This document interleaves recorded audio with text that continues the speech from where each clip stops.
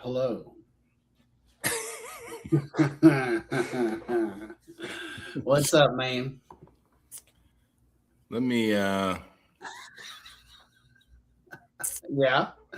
I haven't gone officially live on my Facebook. There seems to be an issue. But anyway, All right. How do I don't know. I can't seem to get this to go on Facebook. You got to show me how to do that. well, obviously I'm not Yeah. All right. no. Well, welcome to Family Matters. How are you? Kevin Peterson, the one and I'm only. I'm good, Jay Staples, out here in Jacksonville Beach, Florida, in the southeast regional office of Jaywalker Lodge. You look like you're a little wiped out there, bro. Yeah, I played golf in scorching heat, and I don't, never was one that didn't drink enough water, but I think I just kind of got drained. But anyway, life All is right, good. So, I'll carry you.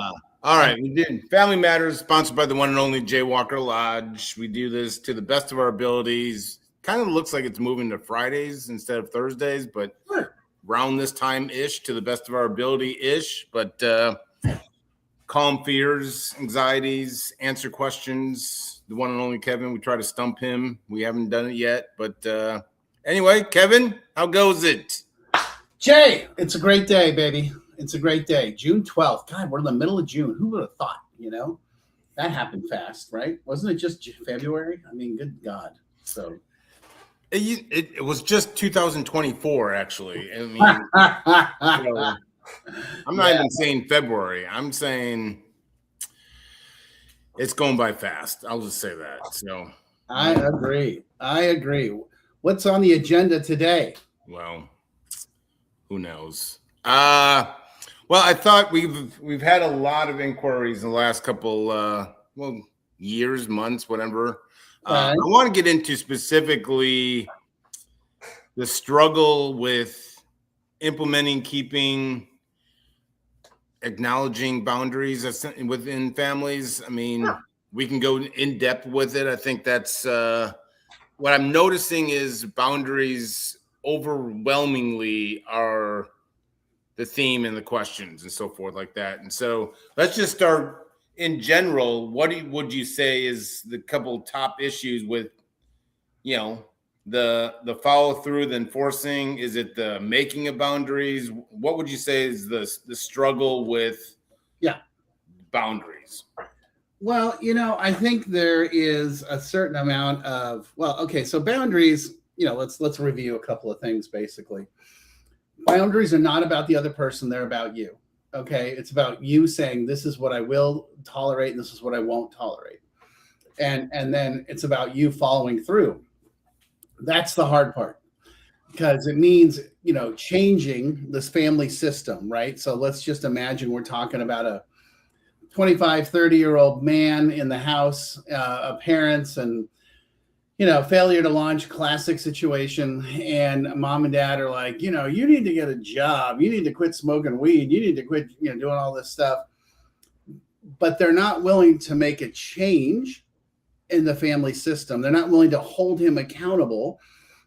So their struggle is that, I tell him all this stuff and he doesn't do anything. And so what I tell them is, well, what's his incentive? Mm-hmm. They're like, what do you mean? I'm like, well, what happens if he doesn't do it? I'm like, well, nothing. I'm like, okay, so there's the first problem. Okay, you have to be willing to apply the consequences of not following through to the other person.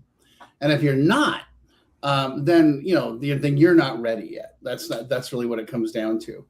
And then, so the first one is setting the boundary. The second one is holding the boundary. And why the question really becomes, why is that hard? Because there's this inherent fear that they're going to get mad and not like me, and they're going to go do something and hurt themselves. And let's be honest, alcoholics and addicts have learned what the right things to say are to tweak out the family. So when mom and dad lay it down, he's like, well, I'll just go out and live with my friends and shoot dope and kill myself. Is that what you want? And they're like, no, and oh, my credit's going to get ruined. They're going to repossess my car, all of which happened to me, by the way, and I own homes, and cars. So I think internally, and we talked about this a couple of weeks ago. Sorry, I'm kind of rambling on here, but we talked about this a couple of weeks ago that my friend Craig from my office said, he was noticing with his 4-year-old daughter that his biggest challenge is that when he was trying to help her, instead of coming at her with a place of spiritual neutrality and love and compassion, he realized he was coming out of his own wounds. He hadn't addressed his wounds. And it came to his mind that, okay, well, what I have to do, I have to go address my wounds in my world and the way I do that. And then I can be available to her and really do my best job for her. And that was like a big aha moment for him. And he shared that in a meeting. And I was just like, you have just literally summed up everything we do here. Helping the family address their own stuff will then allow them to be more present and not react out of their wounds for the guy. There you go. Would you say it's harder? Do you think people struggle more with setting of the boundary or the struggling of, when their loved ones push back, or, i.e. enforcement of said boundary? What do you think? It's the do people just kind of not set the boundary out of the tale they tell themselves in their minds? Well, I think they initially try, right? And then it doesn't work. So then then you get to that space where they're like, well, it's not going to work anyway, so why should I do it? And so what I try to get across to them is, well, what's his incentive to change? He gets to live at home. He doesn't have to work, or he works minimally. He gets his food. He gets his place to live. His clothes are washed, and he has access to a car and the internet and a phone. So why should he change anything? He's getting everything he wants. So that's what has to happen. You have to change the internal system. And then the original question you asked, right, is why is that so hard for me? And why, when I lay it down, why do I feel so awful internally? And the answer is that it's because you haven't addressed your stuff. So then the next question is, okay, what does that mean? And how do we do that? And I'm happy to answer that, but I don't want to talk the entire time. No, go ahead. How do you do that? I'm intrigued now. That's called a tease. I know, right? So here's the answer. Get a load of this. If you send somebody to treatment where they're going to see a therapist, potentially a doctor and a psychiatrist, and go to 12-step meetings, and they're going to heal their wounds, guess what you get to do? You get to go see a therapist. You get to look into some 12-step groups. You may need to see a doctor or a psychiatrist. I'm not saying you have to. I'm not a doctor, but I can tell you, you are not going to be able to address your wounds on your own reading a book. Just like he's not going to be able to get clean of drugs and alcohol on his own reading a book or watching a YouTube video. You're going to have to engage. You cannot expect him to do something you're not willing to do. And that's the scary part, right? Because now the focus isn't on the person, the addict or the alcoholic. Now the focus is on the entire family system, and every member of the system has to heal themselves. Not just that guy over there, So that's the hard part. It's a scary part, right? Because now I got to dig in and do work. I mean, at Jaywalker, I have created this thing called Jaywalker Lodge University. It's an online portal of education for the families. And a lot of times they look at it and they're like, yeah, I'm not doing that.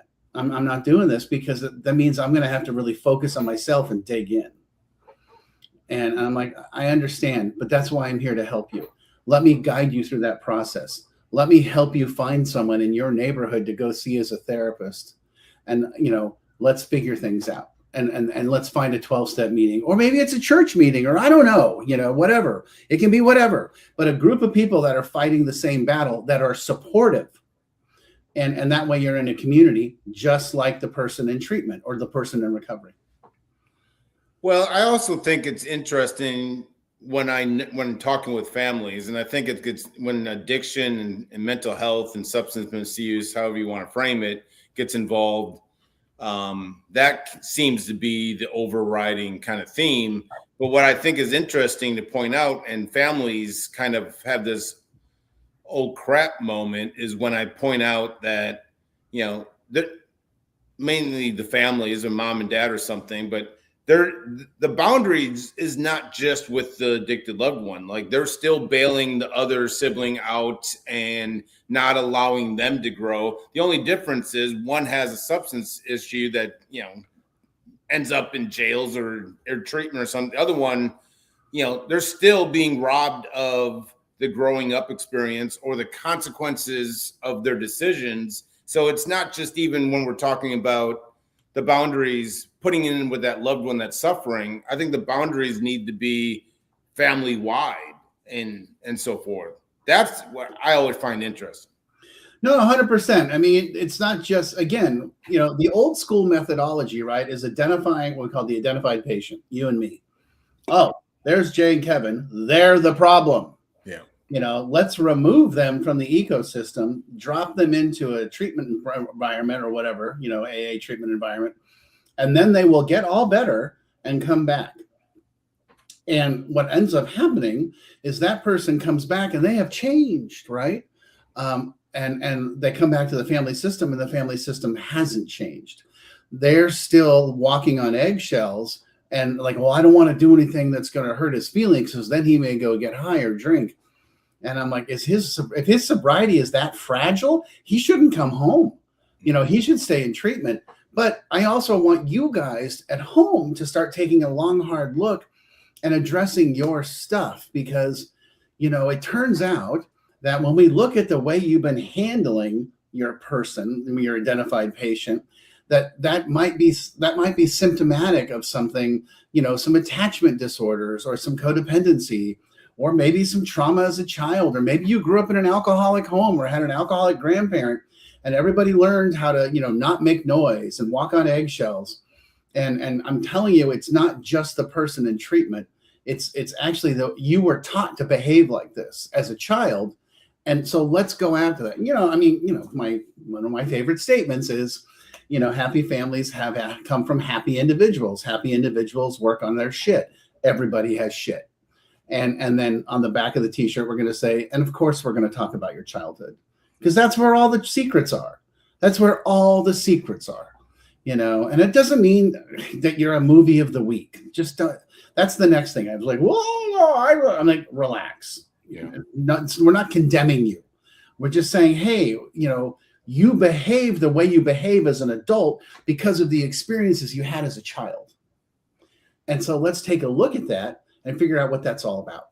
And then when I can help you heal, when that person comes home from treatment, and you're going to be healed up and you're going to have a better relationship with them, because it's not going to be this, codependent alcoholic or addict relationship. It's going to be an equal relationship. Mm-hmm. You're going to have great boundaries, and so are they, but the whole family has to get better, not just the person. What would you say to the family, and I come across it a lot, and I'm sure everyone does, but is the implementing of, let me ask, I'll frame it this way. Do you feel, what's the connection between, I think families believe implementing of a boundary is more of like they're being grounded or something back in their childhood days or something. Their fear is that they won't be, let's just call, emotionally connected if they implement this boundary. And saying that out loud is like, we know the boundaries should not be seen as a consequence. But what would you say to the family? Like, how would they balance about putting in boundaries and staying emotionally connected with their loved one? Yeah, oh my God. We'll write that one down. when we go back and watch this, we need to write, because that's huge. That's something I want to include that. Let's do a clip of that question, and I'll actually try and answer it. What was the question? No. No pressure though. It better be a viral moment. I mean, we need to go viral. I'm working on it. I'm trying. If I knew how, I would. Jeez. What was the question? How do you stay emotionally connected and hold boundaries? That's a great question. There's the fear that families think that the boundaries are then going to alter their, they're going to. Yeah. Well, they are. I mean, let's be honest, but that's because it needs to be altered. I think part of the reality is that the reason why you're having to say, hey, you need to quit drinking and doing drugs, or you need to go to work or go to school, or you need to go to, some sort of 12-step meeting or some sort of psychological or psychiatric help, is because you're done dealing with it. And that's you want to create systemic change, and you want to start with them. And that's perfectly okay. And of course they're going to react negatively. But again, now we're back to my premise. If you are taking care of yourself and you're taking care of your own therapy, your own, spiritual engagement, whatever it is, you can say those things to someone without having a big stick in your hand and trying to punish them into good behavior. You can't punish someone into good behavior. You can be present in the moment and say, God, I really love you. You're great, but I'm got to let you know I'm not okay with the drugs and the alcohol. And if you're going to live in this house, that's going to have to stop. If you don't want to stop, that's fine. You just can't live here. I'm not going to judge you. I'm not going to scorn you. I'm not going to look down on you. I'm not going to finger point at you. I'm just telling you, in my house, we don't have drugs and alcohol. And it's okay if you want to keep doing it. You just can't do it here. And the same thing. In my house, you have to either go to school or go to work, or a combo package of those two. And that's okay if you don't want to do those things. You just got to live somewhere else.